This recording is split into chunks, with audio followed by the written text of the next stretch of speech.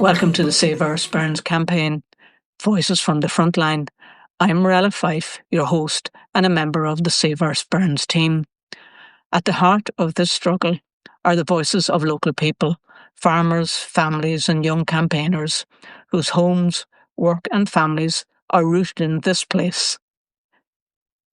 Their voices are joined by supporters from across the world, standing in solidarity, from professors to artists, from those offering vast expertise to those whose presence alone is an act of support. All have stood with us. In this series, we share stories of resistance, resilience, and hopes from those determined to protect these mountains, their land, their rivers, the very air they breathe, and their community. Let's get started.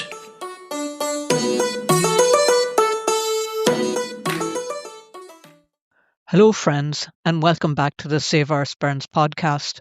And today, I want to talk to you directly. No guests, no interviews, just a conversation between us as a community about something that many of you have been sending me messages about. Over the past couple of weeks, Dalradian has launched a major marketing campaign across social media. Glossy videos, big promises and clean graphics, a very confident tone, you might say, and a lot of numbers that sound reassuring, almost too reassuring. They're telling us about billions in tax revenue, thousands of jobs, the potential to fund roads, stadiums, schools, even hospital waiting lists. It's an impressive pitch, and it's meant to be. That is exactly what it is, a pitch. So today, I want to take a calm, clear, grounded look at what these videos say, what they don't say, and how we as people who live here, breathe this air and love this land can understand the difference between marketing and evidence. This isn't about adding heat to the conversation, it's about bringing some light. Why this campaign now? When a company saturates social media with promotional content, it usually tells us something. They're worried about public perception and they want to reshape the narrative. Dalradian is preparing the ground for a renewed push. But here's the thing. Public decisions aren't made by glossy videos. They're made by evidence, by expert analysis, by community testimony, and by the lived reality of what mining actually looks like here in the Sperrins. And that's where this story begins to shift. The economic claims, how mining PR works. Let's start with the numbers they've been presenting.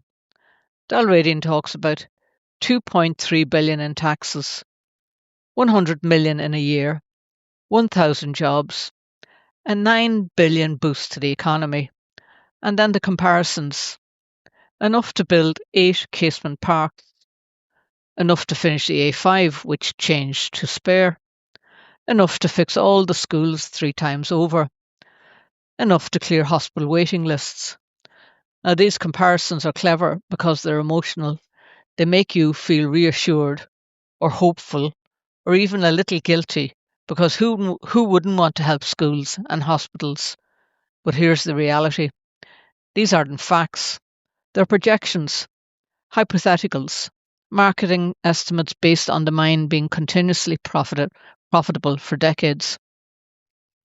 Mining profitability depends on global gold prices, operational costs, the geological yield underground, political stability, and massive ongoing investment. If any one of these factors shifts, and they often do, the projections collapse. And that is precisely why responsible governments do not base public services on speculative extractive industries. What local evidence already tells us. Let's talk about something real. Let's talk about Galantas, the gold mine operating near Roma. This is not a theory. This is a lived evidence here in Tyrone.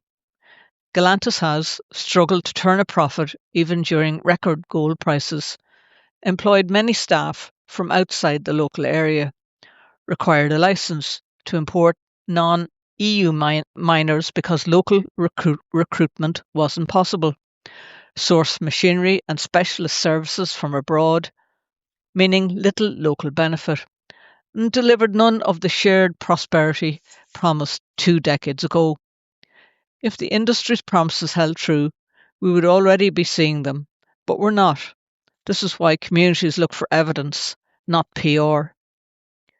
What actual benefits? Dalradian's own documents show that the majority of financial gains from this mine would not stay in the Sperrins. They would go to corporate shareholders, international investors, and the Crown Estate.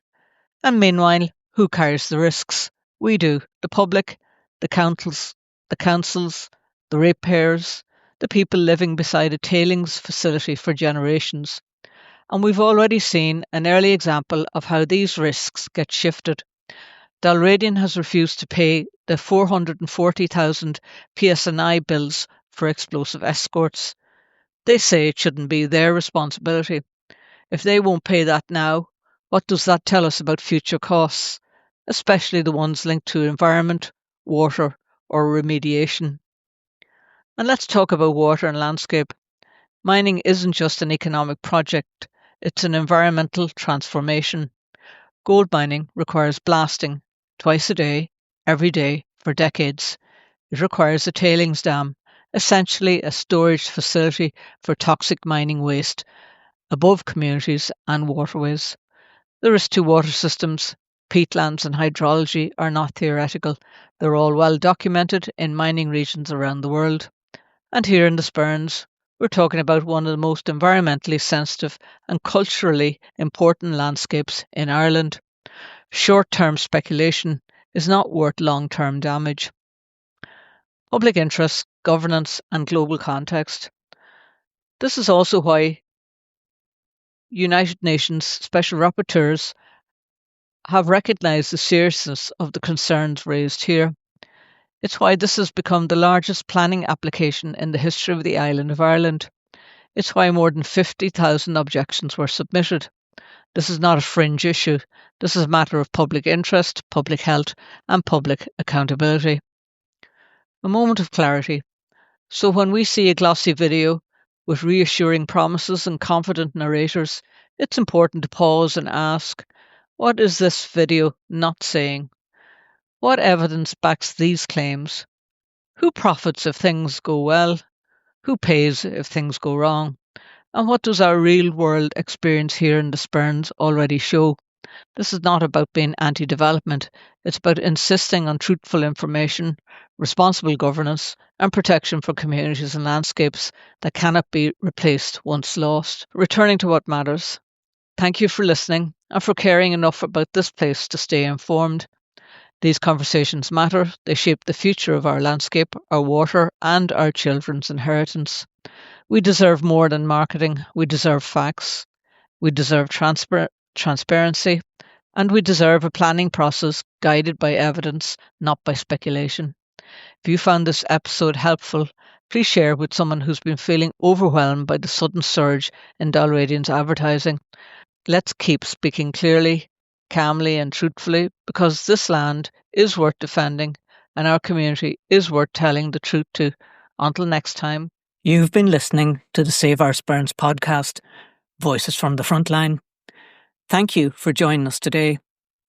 All the links you'll need, from campaign updates to our social media pages, as well as links shared by today's guests and resources mentioned in the conversation, are available in the show notes. Please take a moment to share this podcast with friends, neighbours, or anyone who cares about protecting our land and communities. And don't forget to hit the follow button on your podcast platform. It really helps the algorithm spread these voices further. Together, our voices are stronger. Thanks for listening. And until next time, keep standing with the land, the water, the air, and the people who protect them.